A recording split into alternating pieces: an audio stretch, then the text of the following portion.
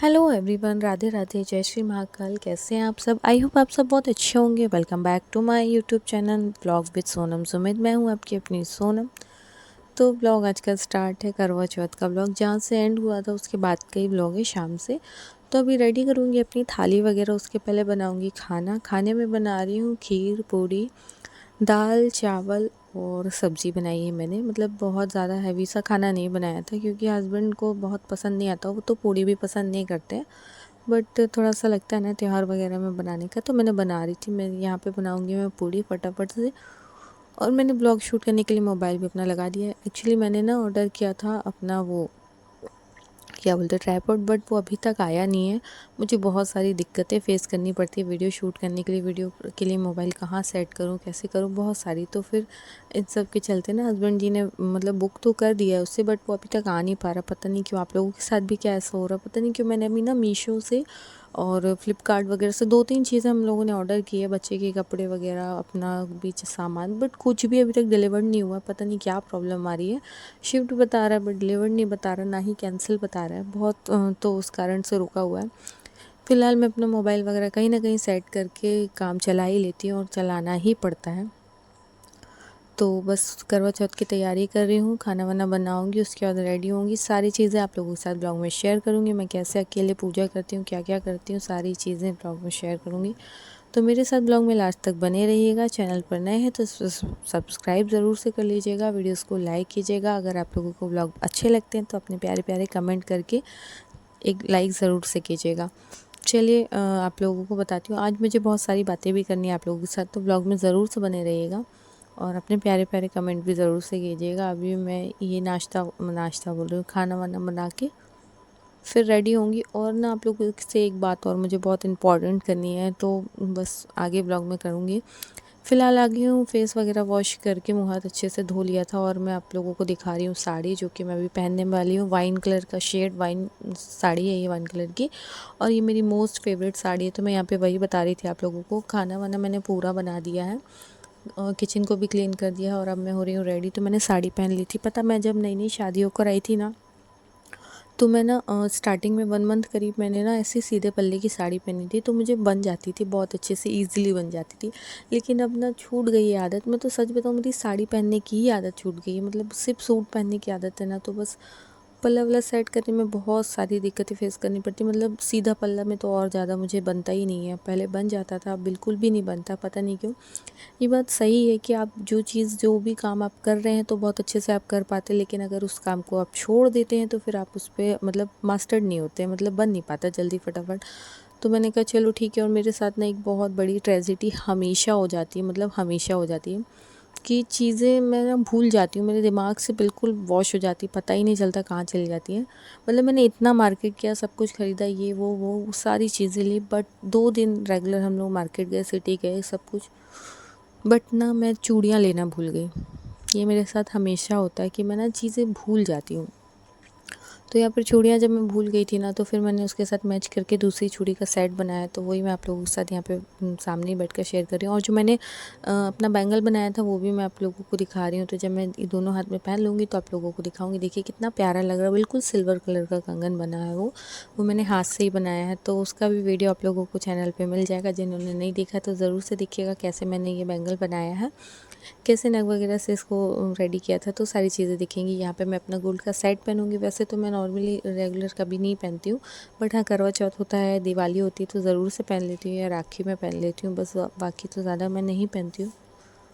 क्या ना, मैं शादी के पहले भी ज़्यादा इतना तामझाम पहनती नहीं थी, तो मुझे आदत नहीं थी। और फिर धीरे धीरे करके खैर अब तो आदत में आ गया सब कुछ पहनना, तैयार होना। और फिर बहुत सौभाग्य की बात है कि हमें पहनने को मिलता है, तो बहुत अच्छी बात है ये। तो बस मैं हो रही हूँ यहाँ पे रेडी।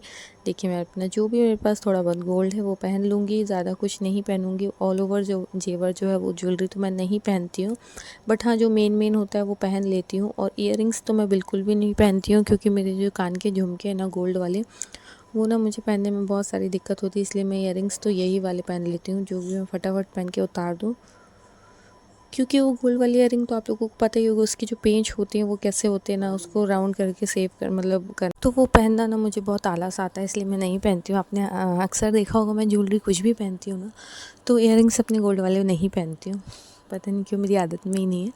ईयरिंग्स मुझे यही पसंद आते हैं आर्टिफिशियल वाले। तो अभी फ़िलहाल मैं हो चुकी हूँ फुल रेडी। तो आप लोग ज़रूर से कमेंट करके बताइएगा कि मैं कैसी लग रही हूँ।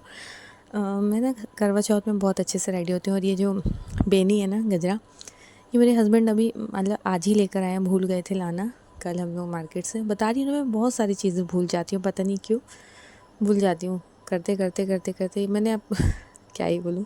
फ़िलहाल हो चुकी हूँ रेडी, आप लोगों के साथ पूरा लुक शेयर कर रही हूँ। मैंने सारी चीज़ें पहन ली है जो मुझे पहनना था, बाकी तो कुछ भी नहीं पहना क्योंकि मुझे बहुत अनकम्फर्टेबल होता है अकेले सारे काम करना, इसलिए मैंने नहीं पहना था। बस नॉर्मल सी चीज़ें पहन ली थी, बेसिक सी, और हो चुकी हूँ मैं रेडी। तो आप लोगों के साथ जो बात शेयर करनी थी वो भी मैं आप लोगों से इसी ब्लॉग में करूँगी, तो बने रहिएगा मेरे साथ ब्लॉग में।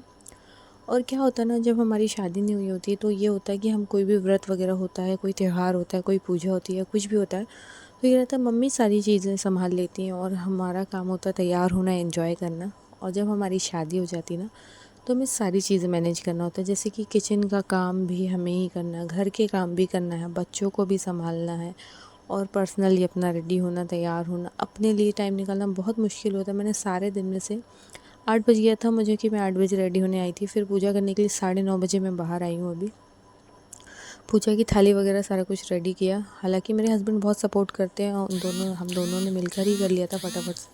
कुछ वो करते हैं, कुछ मैं करती हूँ, ऐसा हो जाता है। यहाँ पे मैं बना रही थी रंगोली, जो कि मैं ना बहुत सोचा था शाम से ही बना दूँगी, बट हमारे यहाँ का मौसम इतना ख़राब था ना आज जबलपुर का, सारे लोगों को पता होगा कि जबलपुर का मौसम ऐसा था। हमारे यहाँ तो बारिश भी हुई है, दिन में काफ़ी बारिश हुई है। तो इस कारण से ना मैं नहीं बनाई थी रंगोली, नहीं तो मैं हर साल जो होता है शाम को ही रंगोली बना देती हूँ और साफ़ सूफ करके, बट इस बार नहीं बना पाई थी तो मैंने अभी बनाई, क्योंकि बारिश इतनी ज़्यादा हो रही थी ना कि पूछिए मत। और चाँद तो मतलब हद ही मचा दिया था चाँद ने, कि निकलने का नाम ही नहीं ले रहा था बिल्कुल भी नहीं दिख रहा था मुझे तो।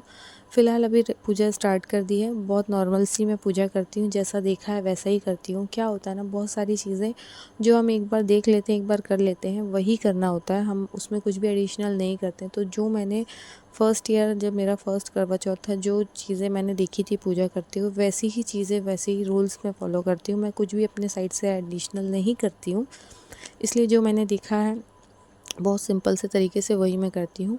तो यहाँ पर श्रृंगार वगैरह जो मैं लेकर आई थी माता रानी के लिए, वो मैं यहाँ पर उन्हें चढ़ा रही हूँ। और जो भी फल फ्रूट्स वगैरह, मीठा जो भी है, सारा कुछ मैं यहाँ पे भोग लगाऊंगी।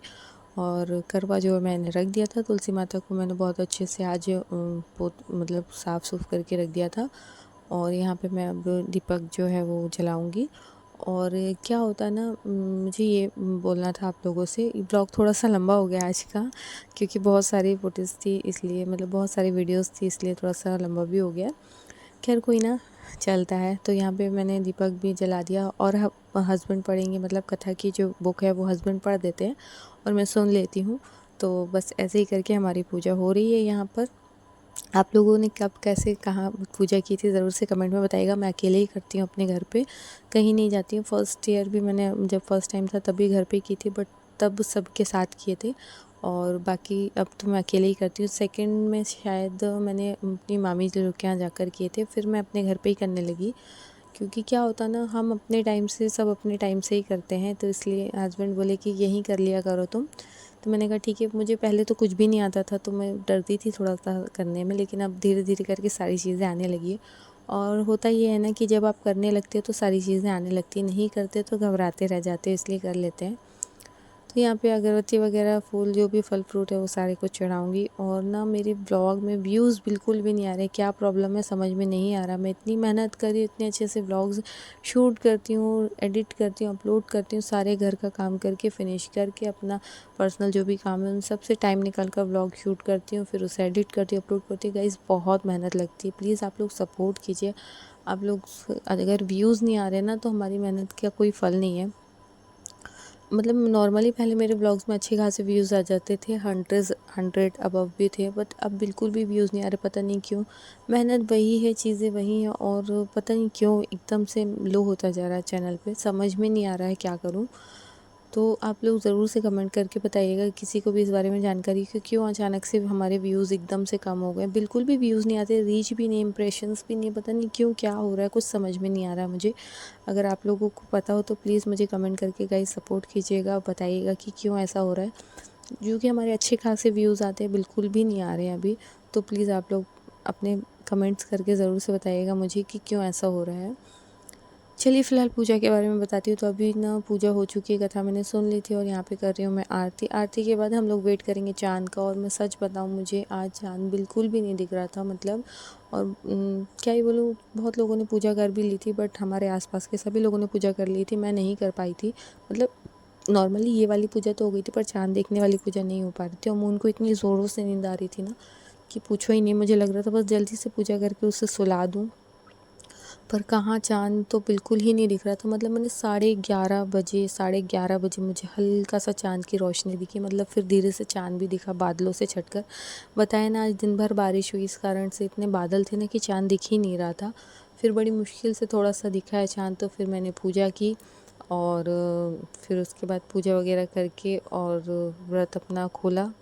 फिर मैंने मून को सुलाया। बहुत ज़्यादा ट्रेजेडी हो जाती है जब अकेले ही सारा कुछ करना हो ना, तो बहुत मुश्किल होता है बच्चे को भी संभालना। और अगर हम फैमिली में हैं तो फिर थोड़ा सा फैमिली का सपोर्ट होता है, बट जब अकेले होते हैं ना तो सारी चीज़ें अकेले ही करना होता है। तो हम घबराते नहीं हैं और ना ही हम अफसोस करते हैं इस चीज़ का। बहुत अच्छा है, हम अकेले भी सब कर लेते हैं, बच्चे को भी संभाल लेते हैं और सारी चीज़ें कर लेते हैं। तो ईश्वर का आशीर्वाद है और मैं चाहूँगी ये आशीर्वाद हमेशा बना रहे। चलिए फ्रेंड्स, करती हूँ इस ब्लॉग को एंड। कैसा लगा ब्लॉग कमेंट में बताइएगा। आप लोगों के यहाँ कैसी पूजा है बताइएगा। मिलते हैं नेक्स्ट ब्लॉग में। Bye bye.